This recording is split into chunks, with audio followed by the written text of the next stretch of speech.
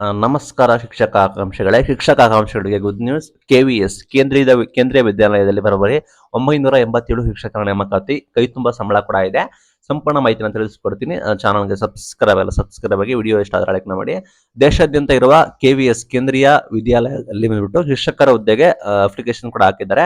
ಒಟ್ಟು 2026-27 ಸಾಲಿನಲ್ಲಿ ಒಟ್ಟು 987 ವಿಶೇಷ ಶಿಕ್ಷಕರ ಖಾಲಿ ಹುದ್ದೆಗಳನ್ನ ಭರ್ತಿ ಮಾಡಬಹುದು. ಇದರ ಸಂಬಂಧ ನಿಮಗೆ ಶೀಘ್ರವೇ ಅಧಿಸೂಚನೆ ಹೊರಡಿಸ್ತೀವಿ ಅಂತ ಹೇಳಿ ಮಾಹಿತಿ ಕೊಟ್ಟಿದ್ದಾರೆ.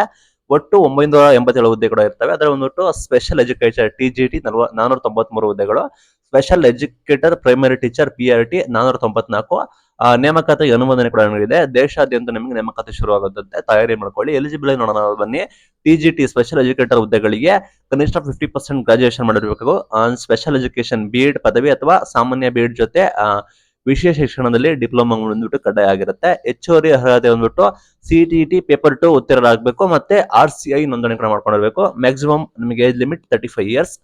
ಸ್ಪೆಷಲ್ ಎಜುಕೇಟರ್ PRT ಹುದ್ದೆಗಳಿಗೆ 50% ನಿಮಗೆ PUC ಉತ್ತೀರ್ಣರಾಗಿರ್ಬೇಕು ಅಂಡ್ ನಿಮಗೆ CTET ಪೇಪರ್ 1 ನೀವು ಪಾಸ್ ಆಗಿರಬೇಕು. ಭಾಷಾ ಸಾಮರ್ಥ್ಯ ಬಂದ್ಬಿಟ್ಟು ಹಿಂದಿ ಮತ್ತು ಇಂಗ್ಲಿಷ್ ಅನ್ನು ನೀವು ಪಾಠ ಮಾಡೋದಕ್ಕೆ ಸಾಮರ್ಥ್ಯ ಹೊಂದಿರಬೇಕು. ವಯೋಮಿತಿ ಗರಿಷ್ಠ 30 ವರ್ಷ.